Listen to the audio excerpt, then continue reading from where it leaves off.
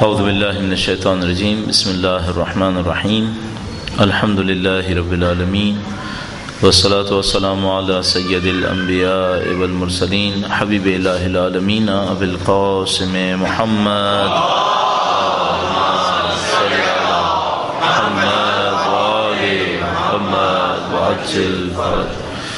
وعلى آلہ الطیبین الطاہرین سیما بقیۃ اللہ فی الارضین قال اللہ تعالی فی کتابہ الکریم بسم اللہ الرحمن الرحیم ونريد أن نمن على الذين استضعفوا في الأرض ونجعلهم أئمة ونجعلهم الوارثين. ایک بار پھر درود بھیجے گا محمد وعلى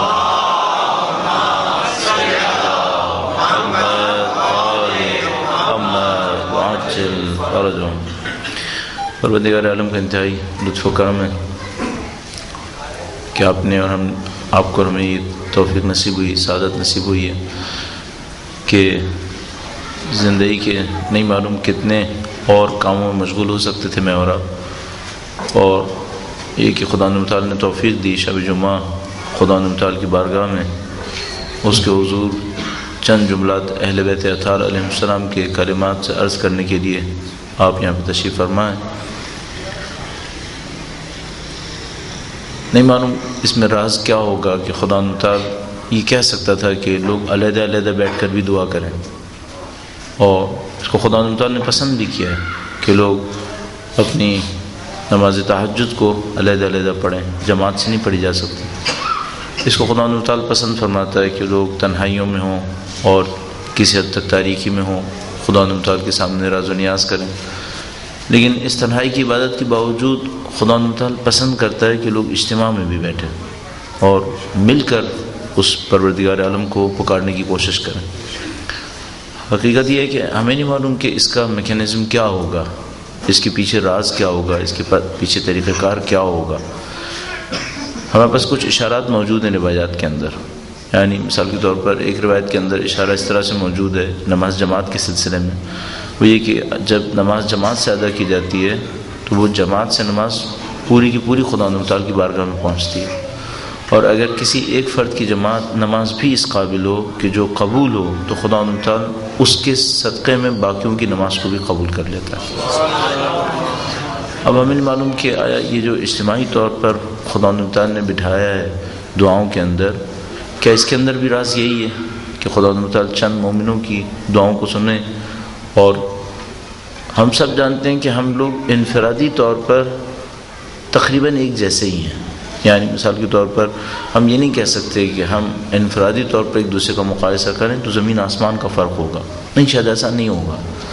یعنی اس میں تو کوئی شبہ نہیں ہے کہ ہم سب کے اندر کمی ہوگی، ہم سب کے اندر کوتاہی، خامی اور کچھ نہ کچھ لغزش ہوگی، گناہ ہوں گے.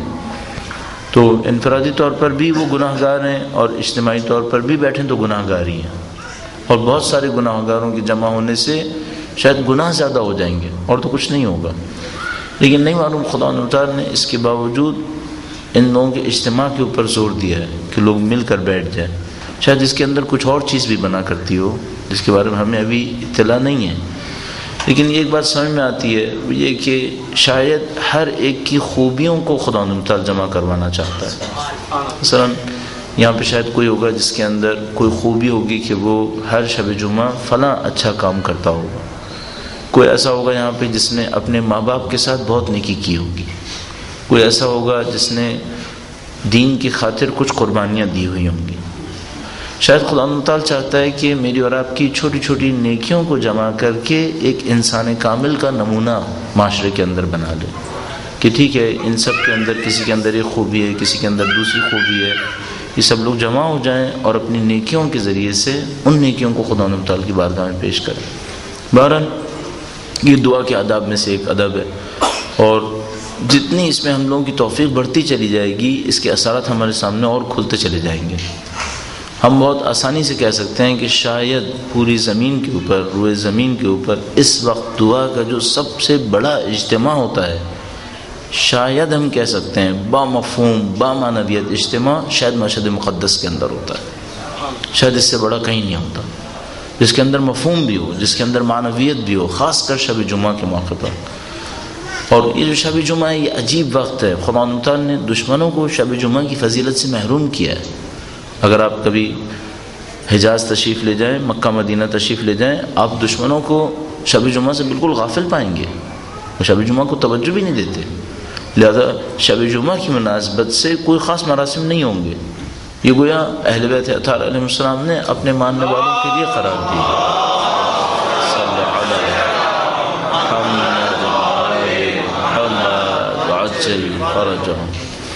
بس یہ بھی ایک فضیلت کہ خدا تعالیٰ نے شب جمعہ سے دوسروں کو محروم کر دیا اور ماننے والوں کو یہ فضیلت دے دی کہ وہ اس کے اوپر توجہ دے سکیں. اب سوال یہاں پہ یہ ہے کہ ہم دعا کو کس انداز سے دیکھیں اور دعا کے پیچھے کس راز کو حاصل کرنے کی کوشش کریں. ظاہر ہے کہ ہماری اپنی زندگی کے اندر کم ایسے مواقع آتے ہیں کہ ہم لوگ اجتماعی طور پر دعا کے لیے بیٹھتے ہوں. پہلے تو بالکل ہی نہیں ہوتا تھا.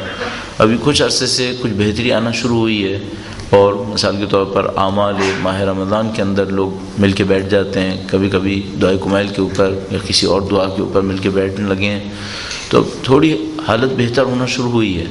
بہرحال ہم دعا کو کس انداز سے دیکھیں. اور اس سے بڑھ کر ایک اور مسئلہ بھی ہے، وہ یہ کہ دعا کے بنیادی اجزاء کون سے ہیں. بنیادی اجزاء کون سے ہیں؟ ٹھیک ہے، آپ یہاں پہ تشریف فرما ہوں گے. مجھے یاد ہے میں اپنے بچپن میں یہیں اسی مسجد کے اندر آتا تھا ہمارے ماہ رمضان کو انجام دینے کے لیے، اور اس میں ہمارے سامنے دعائے جوشن کبیر ہوتی تھی.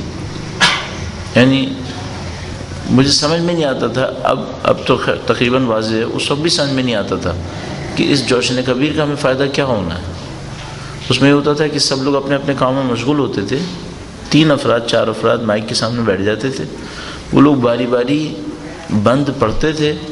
سب لوگ اپنے اپنے کام میں مشغول ہوتے تھے. جب ایک ہلہلہ سمجھتا تھا سبحانک یا اللہ، تو سب لوگ ادھر ادھر یعنی جو بھی مشغول ہوتے تھے وہ روک کے اس جملے کو کہتے تھے.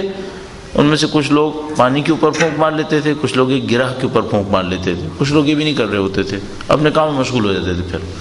اس کے بعد پھر وہ بند پڑھنے والا بند پڑھتا تھا، یہاں تک کہ پھر جب وہ رکے گا تو اچانک پھر لوگ سبحانک یا لا الہ الا اللہ الا انت. تو اب سوال یہ ہے کہ آیا واقعا دعا یہی ہے؟ ایک آدمی عربی میں پڑھ رہا ہے، پیچھے کسی کو کچھ نہیں پتا کہ جو پڑھا جا رہا ہے یہ کیا پڑھا جا رہا ہے. دل پر بھی تقریباً کوئی اثر نہیں ہو رہا ہے. یعنی یوں سمجھا جا رہا ہے جیسے ایک ٹیپ ریکارڈر نے بجنا ہے، باقی لوگوں نے سننا ہے اور یہ دعا پڑھ لی گئی ہے.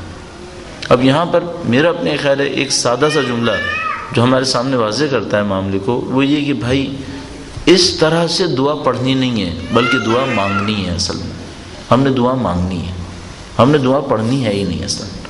یعنی اگر طے یہ ہے کہ میں یہاں سے دعا پڑھنا شروع کروں گا اور آپ سنیں گے کہ میں نے دعائے کمیل عربی میں کیسی پڑھی، تو پھر صرف میں نے پڑھی ہے، آپ نے پڑھی بھی نہیں ہے اور آپ نے سنی ہے.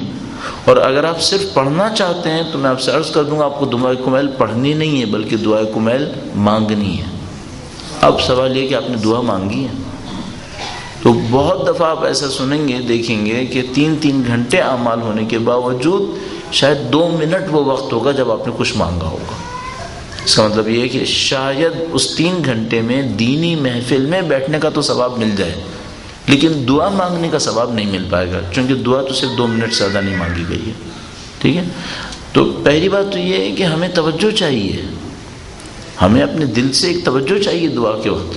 لہٰذا اگر میں زندگی کے سارے معمولات انجام دیتا رہوں، پیچھے دعا چلتی رہے، شاید اس کے اندر صرف اتنا ثواب ملے گا کہ میں نے ایک دینی ماحول بنایا ہوا ہے بس. ٹھیک ہے، کفر نہیں ہے پیچھے میوزک نہیں ہے، پیچھے لغویات نہیں ہے، ایک دعا ہے، اس کی ایک نفیس کلمات ہیں، اس کی وجہ سے ایک دینی ماحول بن گیا ہے، اس کا ثواب مل جائے گا، اس سے زیادہ نہیں ملے گا. دوسری بات یہ ہے کہ آیا دعا نے ہمارے اندر کوئی تبدیلی ایجاد کرنی ہے یا نہیں کرنی ہے؟ یقینی بات ہے دعا نے ہمارے اندر کوئی تبدیلی ایجاد کرنی ہے. اگر تبدیلی ایجاد کرنی ہے تو ظاہر سی بات ہے کہ دعا ورزش کی طرح جسم میں بھی کوئی تبدیلی ایجاد نہیں کرتی. ورزش میں جب آپ اٹھتے ہیں، بیٹھتے ہیں، حرکات جسم کے انجام دیتے ہیں تو کم سے کم آپ کے مسلز کے اوپر ایک کام انجام پا رہا ہوتا ہے. لیکن اگر میں یوں ہی بیٹھا رہوں اور میں یوں ہی ایک عربی عبارت کو اٹھاؤں، اس کو پڑھنا شروع کر دوں، تو 15-20 منٹ پڑھنے پر میرے جسم میں بھی کوئی تبدیلی ایجاد نہیں ہو رہی. صحیح؟ اس کا مطلب یہ ہے کہ اس طریقے سے جس طرح سے ہم کر رہے ہیں اس میں کوئی خاص چیز حاصل نہیں ہونی ہے. اچھا، دعا میں ہمیں کیا کر لینا چاہیے تھا؟ جو سب سے اہم انگریڈینٹ سمجھ میں آتا ہے، سب سے اہم جز دعا کا سمجھ میں آتا ہے تو یہ کہ آپ کو اور مجھے پوچھنا پڑے گا کہ ہمارا دل سے خدا سے رابطہ کتنی دیر کا بنا ہے، یہ سب سے اہم بات ہے۔ باقی سب اس کے مقدمات ہیں، یعنی اگر فرض فرمائیے آدھے گھنٹے دعائے کمیل مانگی پڑھی گئی اور باقی لوگوں نے سنا، کچھ نے پڑھا، اور اس آدھے گھنٹے میں 3 منٹ ایسے تھے جس میں خالصتاً دل خدا کی طرف گیا تھا، اس کا مطلب ہے اصل کام 3 منٹ ہوا ہے۔ اچھا، یہ برا نہیں ہے کہ ہم 30 منٹ محنت کریں اور اصل کام 3 منٹ ہو، میں بھی عرض کروں گا یہ بھی برا نہیں ہے۔ کیوں؟ اگر وہ 3 منٹ ہی ہو جائے تب بھی بہت ہے، تب بھی بہت ہے۔ سب سے اہم یہ ہے کہ ہمارے اور آپ کے دل میں خدا متعال کے وجود اور اس کے ساتھ تعلق کا ایک احساس بننا چاہیے، اور یہ احساس ہے جو دعا کا اصلی راز ہے۔ اصل میں یہ حاصل ہونا چاہیے۔ اب خوبی یہ ہے، ایک طرف سے تو یہ مشکل کام ہو گیا، وہ یہ کہ اب صرف اتنا کافی نہیں ہے کہ آپ نے دعائے کمیل کے الفاظ کو ادا کیا معاملہ ختم ہوا، یہ نہیں ہے، بلکہ اس میں آپ کی ایک توجہ ضروری ہے، آپ کو خدا متعال کی طرف توجہ دینا، اس کے ساتھ اپنے دل کا ایک رابطہ بنانا ضروری ہے۔ لیکن اسی میں ایک آسان کام بھی ہے، اور وہ یہ ہے کہ بہت ضروری نہیں ہے آپ اس احساس کو بنانے کے لیے آدھا گھنٹہ کسی محفل میں بیٹھیں، شاید اس کے بغیر بھی ہو سکے، اجتماع میں بیٹھنے کے فائدے علیحدہ ہیں، لیکن صرف دعا کے لیے احساس بنانے کے لیے شاید اتنا کافی ہے کہ آپ روڈ پہ چل رہے ہوں، یا مثلا آپ ڈرائیونگ کر رہے ہوں، یا آپ بس کے اندر ہوں، یا پیدل چل رہے ہوں، اچانک کوئی چیز دیکھ کر آپ کو خدا کی یاد آ جائے اور وہ دل میں خدا سے تعلق کا احساس جاگ جائے۔ اب یہ تعلق کا احساس کیا ہے؟ اس کو اگر ہم الفاظ میں بیان کرنے کی کوشش کریں تو ہم اس کو کس طرح سے بیان کر سکتے ہیں؟ 2 چیزیں کہہ سکتے ہیں اس میں۔ درود بھیجے گا محمد و آل محمد،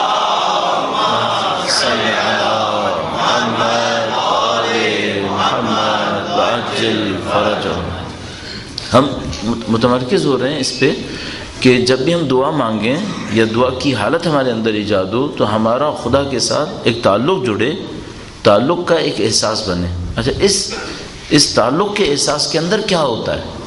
پہلی بات، دل سے ہر قسم کی مکاری، ہر قسم کا فریب چلا جاتا ہے، بہت سادگی کے ساتھ، خلوص کے ساتھ خدا ہونے اور خدا کے ہونے اور اپنے اس کے بندے ہونے کو ہم سمجھ رہے ہوتے ہیں۔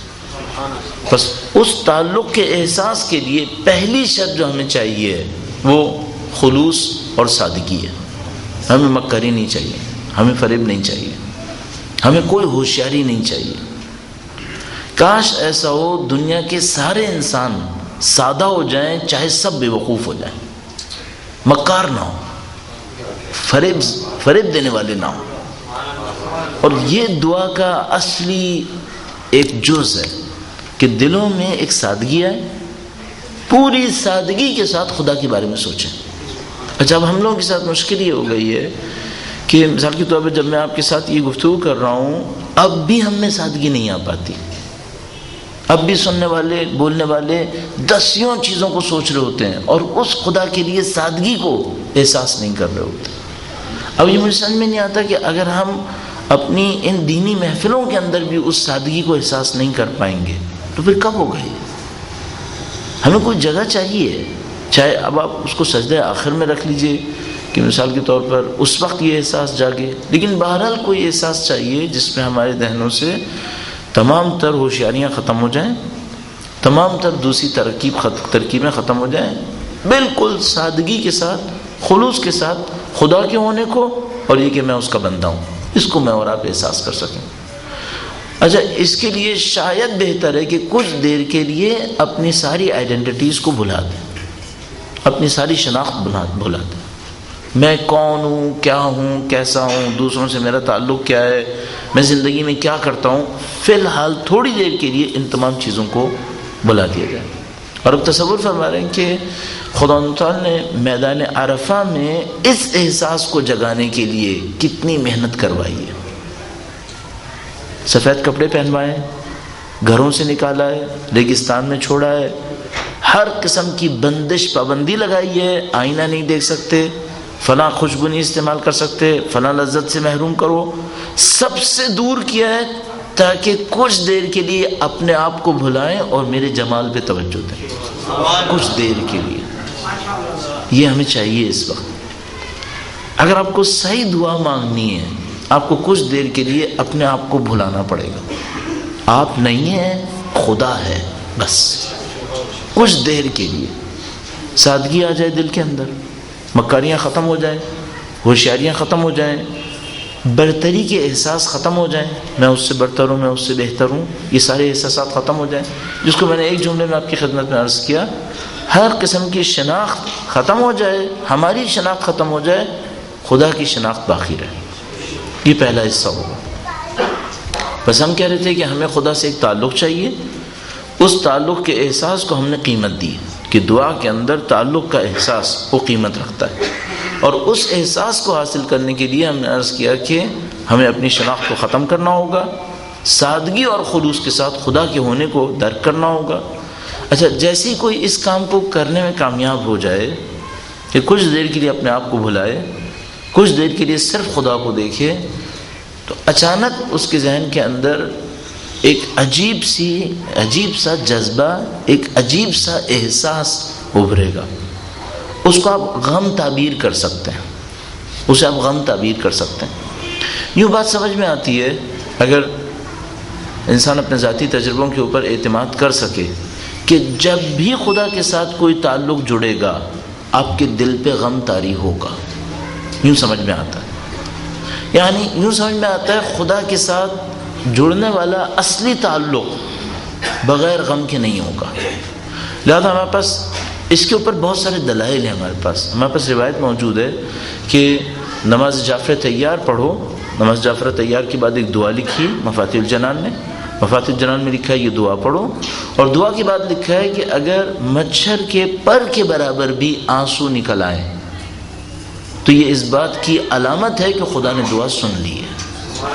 صحیح ہے. اچھا، اب کوئی یہ سوال کر سکتا ہے کہ بھئی نماز کے لیے وضو شرط ہے، بات سمجھ میں آتی ہے. نماز کے لیے ترتیب شرط ہے، بات سمجھ میں آتی ہے. نماز جعفر تیار کی ایک خاص طریقہ کار ہے، یہ بات بھی سمجھ میں آتی ہے. اس کے بعد یہ دعا پڑھی جائے، یہ بھی سمجھ میں آتا ہے. یہ آنسو نکلے تو علامت ہے، یہ کیوں؟ اس کا حل صرف وہی ہے جو میں نے ابھی آپ کی خدمت میں عرض کیا. اس کا مطلب یہ ہے کہ خدا سے جڑنے والا کوئی تعلق بغیر غم کے نہیں ہے. اس میں غم ہے، اس میں دل میں وہ جو فارسی میں اور عربی میں ہم حزن تعبیر کرتے ہیں، اور اردو میں ہم اس کو، ہمارے پاس بہت سارے احساسات کے لیے عربی اور فارسی میں، عربی میں خاص کر مختلف الفاظ ہیں، اردو میں ایک لفظ غم ہے. صحیح، اس کے سوا نہیں ہے ہمارے پاس. لہذا کسی میت کے اوپر غم ہے، اور اس کو بھی میں غم کہہ رہا ہوں، جبکہ یہ میت کے اوپر حاصل ہونے والے احساس سے بہت مختلف ہے، یہ وہ نہیں ہے. صحیح ہے. لیکن ہمارے ہاں شاید خشیت کا لفظ اتنا واضح نہیں ہے. صحیح. اچھا، خشیت میں بھی یہ وہ نہیں ہے، خشیت میں بھی یہ احساس نہیں ہے. خشیت کیا ہے؟ مثلا کسی چیز کی بہت بڑی عظمت کو دیکھ کر انسان اپنے دل میں لرز جائے، شاید اس کو ہم خشیت تعبیر کر سکتے ہیں. اگر ڈرنے لگے تو اس کو ہم خوف تعبیر کرنے لگتے ہیں. اگر محرومیت کا احساس ہو تو شاید اس کو ہم غم تعبیر کرتے ہیں. لیکن یہ کچھ اور ہے، لیکن ہم مجبور ہیں اردو میں اس کو غم تعبیر کر رہے ہیں. ٹھیک ہے. یہ کیا احساس ہے؟ نہیں معلوم یہ کس قسم کا ایک احساس ہے کہ انسان جب خدا متعال پہ توجہ دیتا ہے، اپنی ذات کو تھوڑی سی دیر کے لیے بھلاتا ہے، اور یہ سوچتا ہے کہ صرف خدا ہے، میں نہیں ہوں، اور اس خدا کے ساتھ جیسے ہی تھوڑی دیر کے لیے تعلق جڑتا ہے تو دل میں ایک عجیب سا احساس بننے لگتا ہے، جس کو میں غم تعبیر کر رہا ہوں اپنی کمزوری کی وجہ سے، لفظ کی کمزوری کی وجہ سے. اچھا، جیسے یہ احساس آپ کے اندر آنے لگے، اس کے اوپر محنت کریں، اس کے اوپر محنت کریں. اس کے لیے مختلف لوگ مختلف کام کرتے ہیں. آپ نے دیکھا ہوگا کہ معمولاً دعائے کمیل پڑھنے والے شروع میں ایک دعا پڑھتے ہیں جو مفاتیح الجنان کے اندر بھی لکھی ہوئی ہے، دعائے کمیل سے پہلے لکھی ہوئی ہے. اور یا مثلا یا دائم الفضل علی البریہ، اور یہ سب دعائیں کیوں پڑھی جاتی ہیں؟ بلکہ مجھے یاد ہے جب معمولاً حرم میں ادھر ادھر کہیں دعائے کمیل ہوتی تھی تو پڑھنے والا لوگوں سے کہتا تھا کہ کچھ دیر کے لیے اپنے دل کے تاروں کو خدا سے جوڑنے کی کوشش کریں.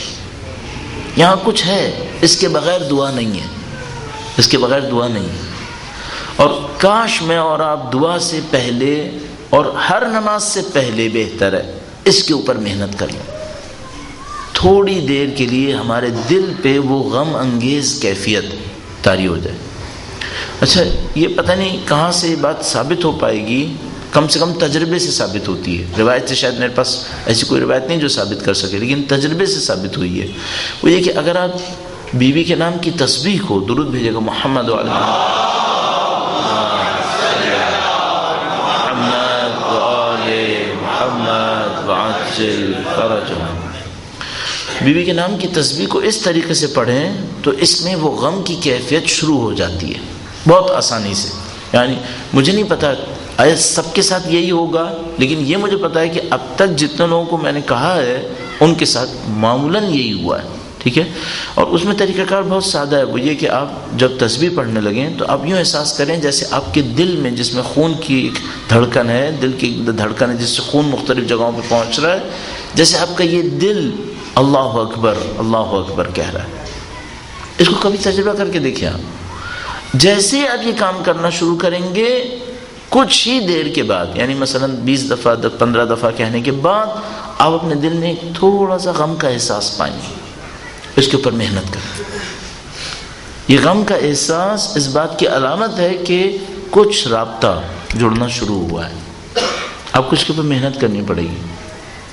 آپ یقین فرمائیے، میں اس پہ یہ تو قطعی ہے، اگر ان لوگوں کے اوپر جو اہل دعا ہیں، جو اہل نماز ہیں، اگر ان پر یہ کیفیت نہیں آئے تو یہ دیوانے ہو سکتے ہیں، یہ اتنے اس کیفیت کے عاشق ہوتے ہیں۔ اگر ان پر یہ کیفیت نہیں آئے یہ پاگل ہو جائیں گے بعض اوقات، اگر ان پر یہ کیفیت نہ آئے۔ کیوں؟ اس کیفیت میں کوئی لذت لیتے ہیں، اور اس کیفیت میں بعض اوقات ان کو عجیب و غریب قسم کی لذت ملتی ہے۔ اچھا اس کیفیت کو کیسے ایجاد کرتے ہیں؟ یہ تو ایک طریقہ کار میں نے آپ کی خدمت میں عرض کیا۔ دوسرا طریقہ کار اور سادہ، جو بھی جملہ یا ذکر ایسا ہو جو آپ کے دل کو بھا جائے، جو آپ کے دل کو متاثر کرنے لگے، اس ذکر کو دعا سے پہلے کئی دفعہ پڑھ لیں تاکہ آپ کا دل، اچھا اس کو ہم ایک اور تعبیر بھی کر سکتے ہیں، ابھی ذہن میں آئیے، اس کو ہم دل کو نرم کرنا بھی کہہ سکتے ہیں، دل کو پگھلا دینا بھی کہہ سکتے ہیں، ٹھیک ہے، کہ باقی سارے تعلقات ختم ہو گئے، باقی ساری یادیں ختم ہو گئی ہیں، صرف خدا سے ایک یاد جڑی ہوئی ہے، اور اس کے نتیجے میں دل کے اوپر کچھ اثر پڑ رہا ہے۔ اس کو ہم کہہ سکتے ہیں کہ خدا کی یاد میں دل کچھ نرم ہوا ہے۔ اچھا ایک بات اور سمجھ میں آتی ہے، وہ یہ کہ شاید ہی کوئی قوم دنیا میں ایسی ہو شیعت کے سوا جس کے پاس غم کی یہ کیفیت اتنی آتی ہو۔ یہ عجیب و غریب بات ہے، کوئی قوم مجھے نہیں معلوم کسی کے اوپر غم کی کیفیت اتنی آتی ہو جتنا سید الشہداء کے ماننے والوں پر آتی ہے۔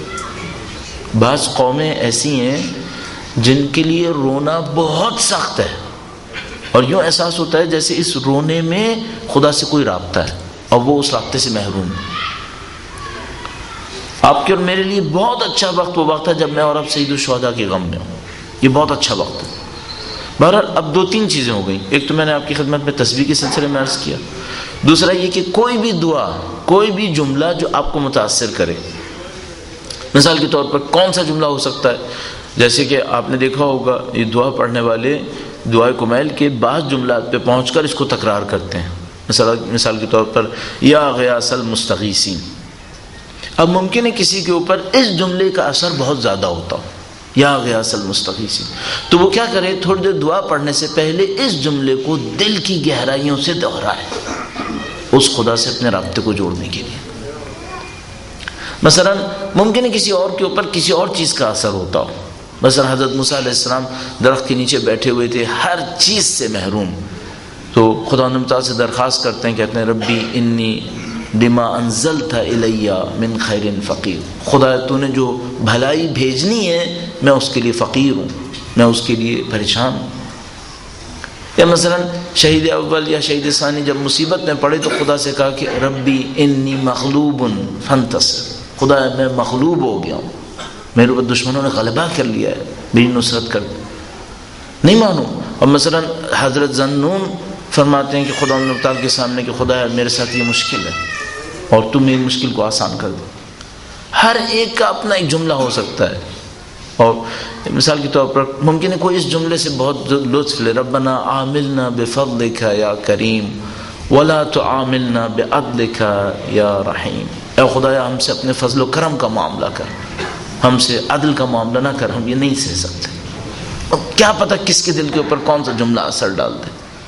مثال کے طور پر کہیں پہ خدا تعالیٰ سے کوئی یہ جملہ مانگتا ہے کہ خدایا ہمارے ساتھ وہ کر جس کا تو اہل ہے, نہ وہ کر جس کے ہم اہل ہیں. ہم کسی بھی چیز کے اہل نہیں, وہ کر دے جس کا تو اہل ہے.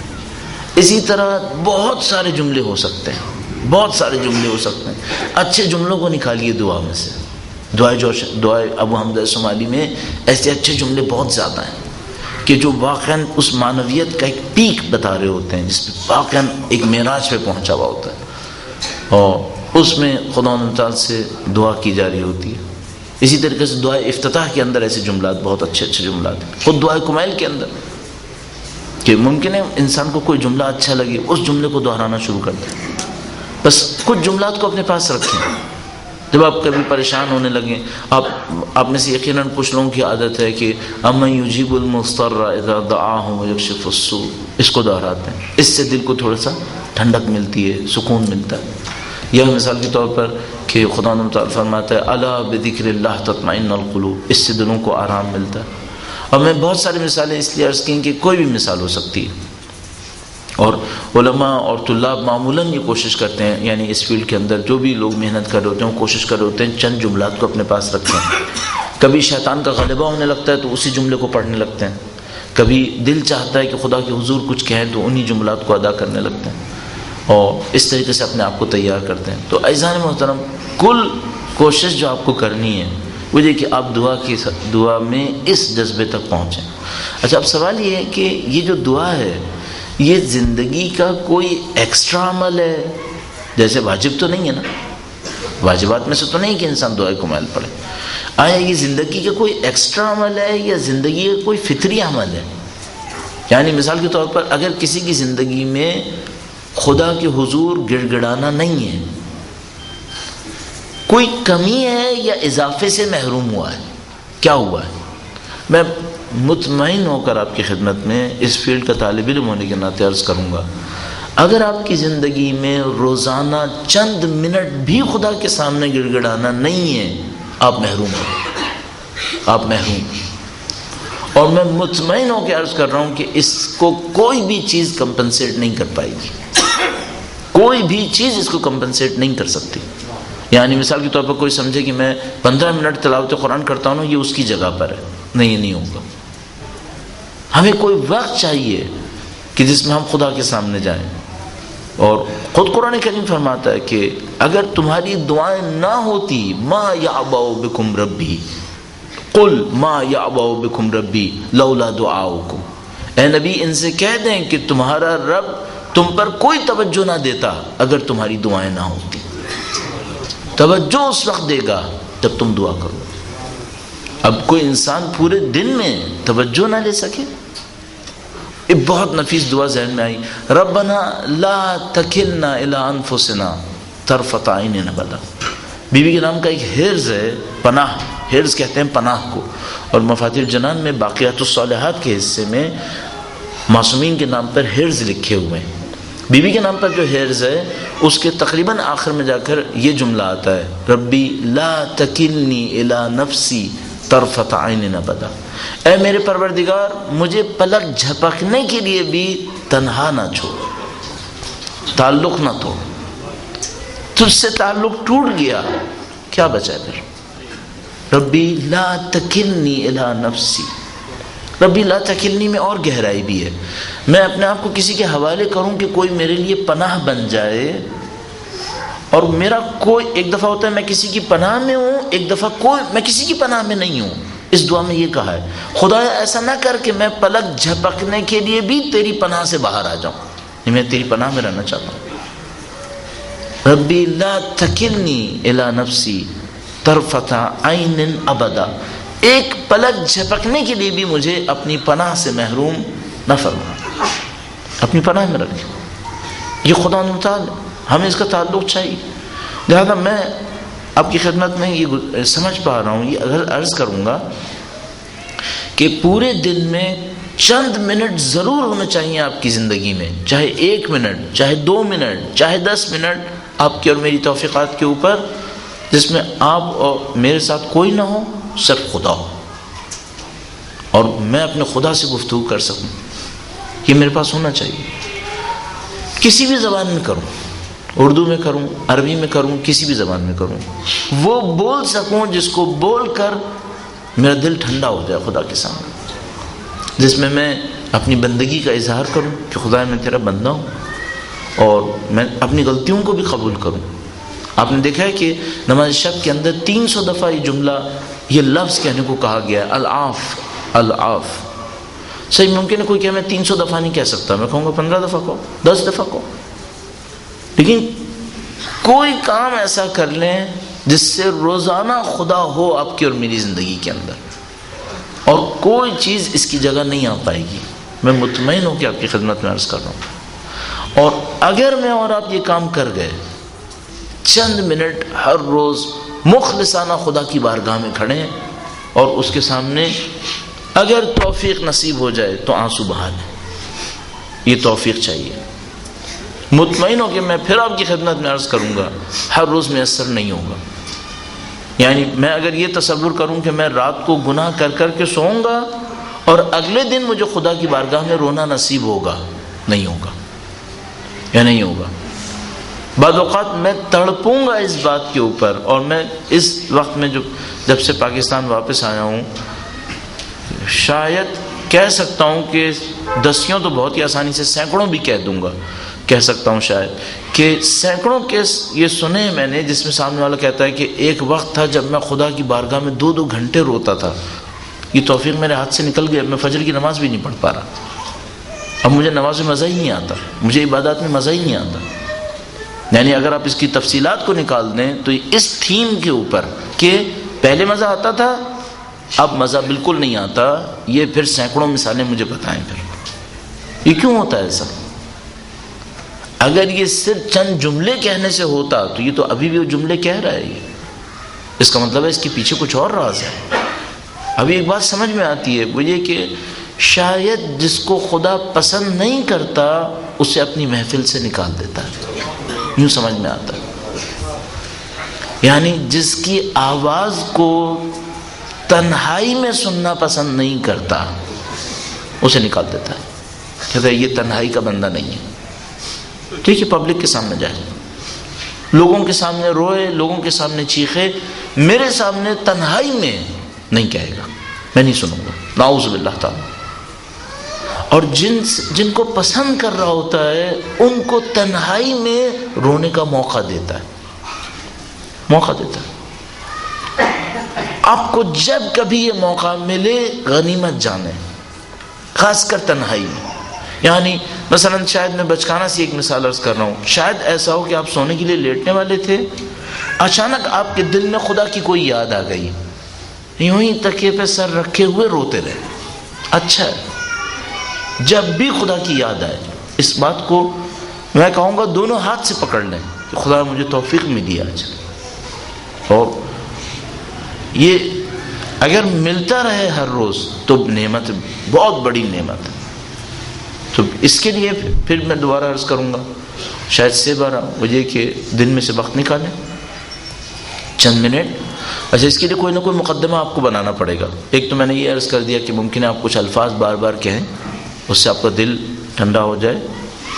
ممکن ہے کہ آپ نماز شب کی دعائے قنوت میں اس کام کو انجام دیں. جب نماز شب میں آپ دعائے قنوت پہ پہنچیں، آپ کہیں العاف العاف، کہتے کہتے اچانک آپ اپنے دل کے اندر ایک خاص احساس کریں کہ اب گویا میں شاید تیار ہو گیا ہوں. چند جملے خدا متعال سے آپ اردو زبان میں کہنا شروع کر دیں. جو ممکن ہے آپ نماز پڑھنے کے بعد، کوئی بھی نماز پڑھنے کے بعد آخری سجدے میں ہوں، سجدہ شکر کے اندر، اور اچانک آپ کا ذہن آئے کہ میں اس سجدے کو تھوڑا سا لمبا کر دوں، تھوڑا سا لمبا کر دوں. اور کتنے واقعاً خوش نصیبی ان لوگوں کے لیے جن کو اہل بیت کے مقبرے میسر ہوئے ہیں کہ انسان اس منظر کو سوچتا ہے جب انسان اہل بیت کے روضات میں سے کسی روضے کی جالی کو تھامے ہوئے کھڑا ہوتا ہے اور مثال کے طور پر اس جالی سے سر ٹکا کر اللہ کی بارگاہ میں رو رہا ہوتا ہے اور صاحب قبر کا واسطہ دے رہا ہوتا ہے، خدا تجھے صاحب قبر کا واسطہ۔ میں سوچتا ہوں کہ ٹھیک ہے ہم کسی مقبرے کے نزدیک نہیں ہیں، لیکن یقیناً ہم وقت کے امام سے دور بھی نہیں ہیں۔ کیا ہم نہیں کر سکتے کہ جب بھی اللہ کی بارگاہ میں ہم دیکھیں گے نہیں ہمارے ساتھ کچھ مشکل ہے، ہم شاید نہیں کہہ پا رہے، تو خدا کو اس حجت کا واسطہ دیں۔ اس حجت سے مظلوم اس وقت روئے زمین پہ کون ہو سکتا ہے؟ اور خدا نے مظلوم کی آواز سننے کا وعدہ کیا ہے۔ ہم خدا متعال کو خدا کی مظلوم حجت کا واسطہ دے سکتے ہیں۔ خدا تیری مظلوم حجت کا واسطہ تجھے۔ لوگ بلباب یہ انسان محترم اس حالت کو اپنے اندر بنانے کی کوشش کریں۔ یہ حالت آپ کی زندگی کا سرمایہ ہے۔ آپ یقین کر سکتے ہیں کہ ہم لوگ مرنے کے بعد شاید ایسے کسی ایک منٹ کو ترسیں گے کہ کاش روزانہ 2 منٹ نکال لیتے۔ ہم ترسیں گے۔ ہمارے پاس روایت موجود ہے کہ لوگ تنہائی میں کی جانے والی عبادتوں پہ ترسیں گے، کاش ہم بھی کر لیتے۔ کسی کا سنیں گے کہ وہ زیادہ کرتا تھا تو تڑپیں گے، اور قیامت کے دن اس بات پہ افسوس کرے گا کہ میں کرتا کیوں نہیں تھا، بس وقت بھی تھا، میں صحت مند تھا، میں اٹھ سکتا تھا، اور عجیب بات یہ ہے کہ لغویات کے لیے وقت تھا میرے پاس اور اس کے لیے نہیں تھا۔ یعنی میں اپنے طور پہ سوچوں گا، مثلا میں کہوں میرے پاس کتاب پڑھنے کے لیے وقت تھا، اس کے لیے وقت کیوں نہیں تھا؟ اگر میرے پاس کمانے کے لیے وقت تھا تو خدا کے حضور اعتراف کرنے کے لیے وقت کیوں نہیں تھا؟ ہر چیز کے لیے وقت تھا، اس کے لیے وقت نہیں تھا؟ کیا واقعاً وقت نہیں تھا، یا میں نے سوچا نہیں تھا، یا میرے گناہوں نے مجھے بدبخت کر دیا تھا کہ میں خدا سے دور ہو گیا تھا؟ اصل مسئلہ یہی ہے۔ اچھا، اب میں اس کو اینڈ پہ لے جانے کی کوشش کرتا ہوں۔ اچھا فرض کریں کہ میں چاہتا ہوں کہ ایسا ہو لیکن نہیں ہو پاتا۔ مثلا فرض کیجئے میں صبح کو اٹھا، میں نماز شب بھی پڑھ لی، قرآن کریم کی تلاوت بھی کر لی، میں سوچا تھا میرا دل تھوڑا سا اب نرم پڑ جائے، نہیں، کوئی احساس نہیں، رونے کا بالکل دل نہیں چاہتا ہے، اللہ سے کوئی رابطہ نہیں ہے، اب مجھے کیا کرنا چاہیے؟ میرا اپنے خیال ہے ایسے موقع کے اوپر ایک بات کو فوراً ریئلائز کرنا چاہیے، فوراً سمجھ جانا چاہیے کہ کوئی وجہ ہے جو خدا مجھے آنے نہیں دے رہا ہے، کوئی معاملہ ہے۔ ایک بات سمجھ میں آتی ہے، وہ یہ کہ اگر کوئی میرے گھر کے دروازے پر بار بار آئے، یہ نہیں ہو سکتا کہ میں اس پہ توجہ نہ دوں، مجھے شرما حضوری میں ہی صحیح اس کی طرف دیکھنا پڑے گا۔ یعنی مثال کے طور پر ہم لوگ جب ٹریفک وغیرہ میں ہوتے ہیں اور کوئی فقیر آ کے نوک کرتا ہے، ٹھیک ہے میں نہیں دینا چاہتا، مجھے پتہ ہے ان میں سے بہت سارے پروفیشنلز ہیں، لیکن شرما حضوری میں ہی صحیح مجھے اسے معاف کرو کہنا پڑتا ہے، صحیح؟ یہ نہیں سمجھ میں آتا کہ کوئی میرے دروازے پہ آئے اور کھٹکھٹائے اور میں نہ دیکھوں، میں نہیں کر سکتا تو خدا کرے گا؟ کیسے ممکن ہے؟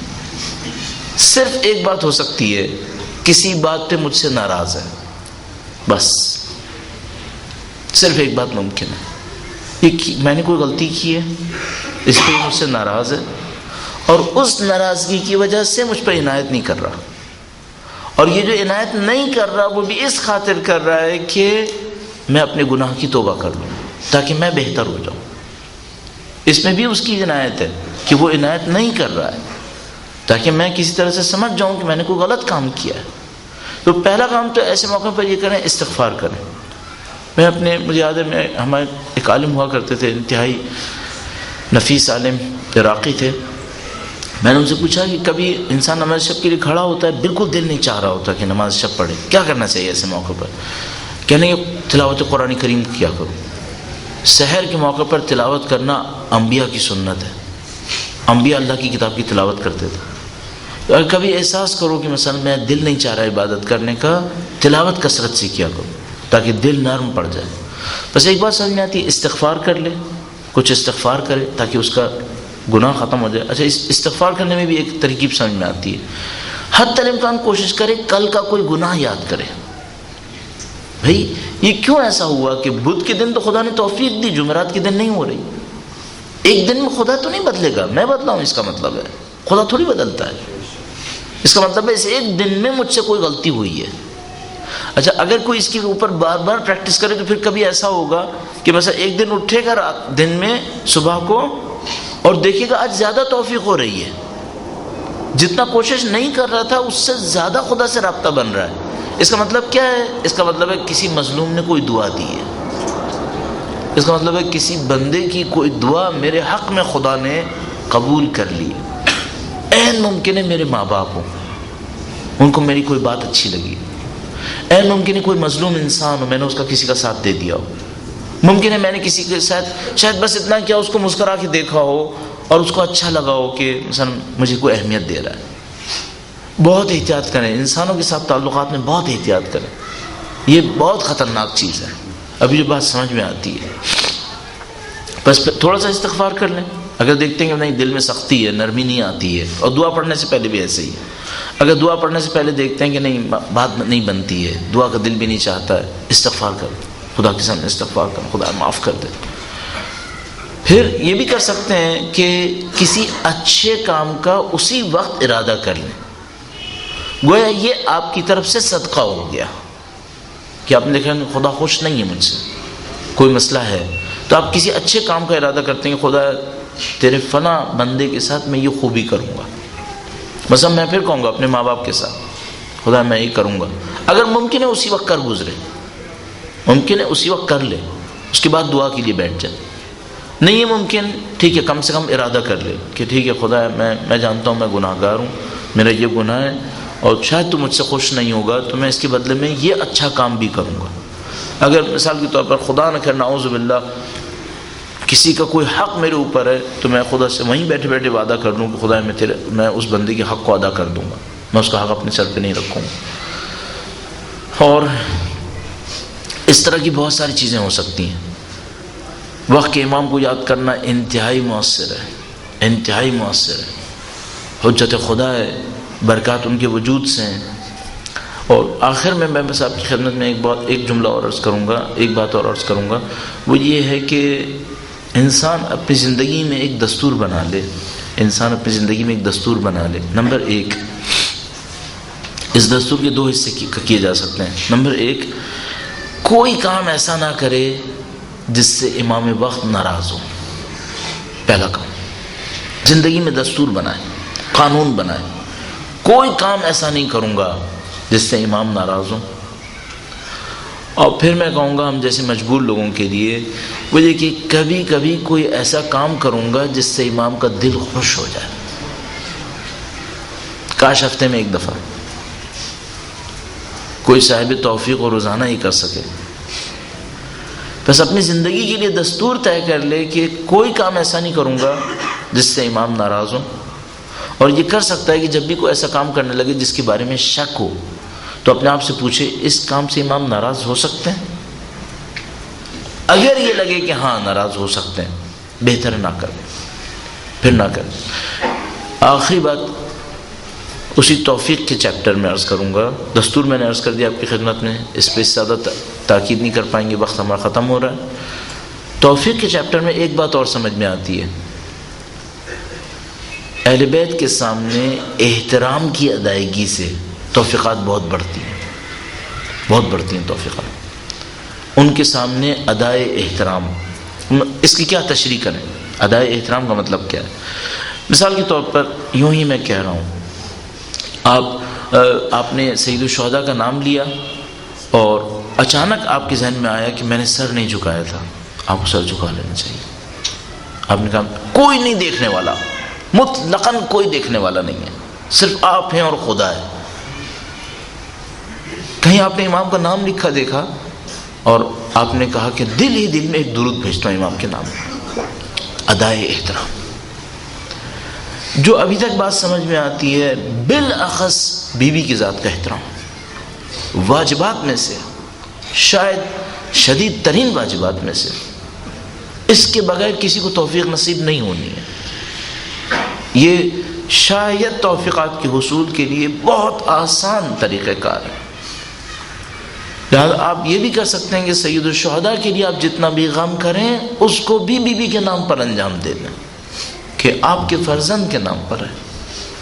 اور تعجب ہے واقعاً کہ سید الشہداء میدان کربلا میں کھڑے ہو کر لوگوں کو یاد دلا رہے تھے انا ابن فاطمہ، میں فاطمہ کا بیٹا۔ خدا شاہد کہ سید الشہداء نے کربلا کے میدان میں کھڑے ہو کر لوگوں کو یاد دلایا اپنے مولانا ابن فاطمہ۔ ہم لوگ 1400 سال کے بعد صرف لفظ جانتے ہیں اور ہمیں گریہ ہوتا ہے جب اتنا سا لفظ سنتے ہیں کہ سید الشہداء شہید ہو رہے تھے اور بی بی زینب دیکھ رہے تھے۔ واللہ دل میں چھری چلتی ہے، مجھے نہیں معلوم وہ بی بی زینب کے دل میں کیا گزر رہی تھی۔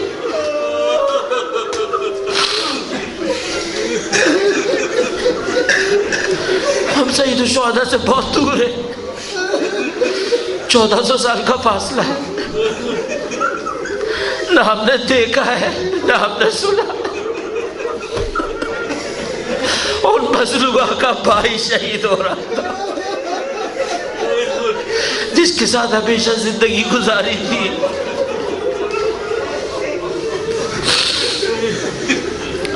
اب اس کے اوپر مصیبت اور پڑتی ہے۔ انسان اپنے لیے مصیبت جھیل سکتا ہے، اپنی اولاد کی مصیبت نہیں جھیل پاتا۔ انسان سوچے میں بھوکا رہوں جھیلنا آسان ہے، لیکن کوئی کہ تم بھی بھوکے رہو تمہارے بچے بھی بھوکے رہے، یہ زیادہ سخت ہے۔ اب میں کہوں گا ایک لمحے کو سوچو، بی بی سیدہ دیکھ رہی ہے، ایک بچہ شہید ہو رہا ہے، ایک بچی دیکھ رہی ہے، کوہرام ہوگا یہ۔ اور بیوی نے کیسے برداشت کیا ہوگا،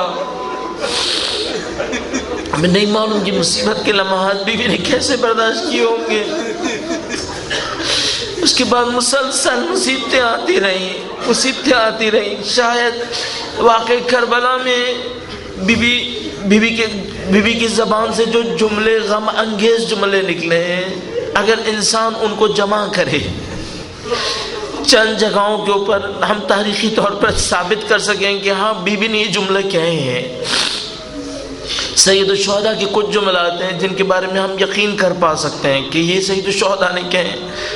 احتمالات قوی جن جملات کے اوپر ہیں ان میں سے ایک بی بی زینب کا جملہ ہے جب سید الشہداء کا لاشا پامال ہو رہا ہے۔ گویا سید الشہداء کے لاشے پر بی بی زینب نے فرمایا ہے کہ سب کا کوئی وارث ہے، میرے بھائی کا کوئی نہیں ہے۔ واللہ اگر یہ جملہ واقعی ہے تو واقعاً ماتم ہے۔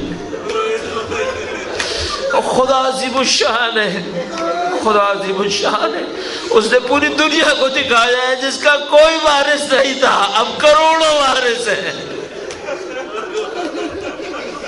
جس کے لاشے کا احترام نہیں تھا اس کی قبر زیارت گاہ ہے، جو خود بھی گور و کفن تھا اس کا کفن نعمت ہے۔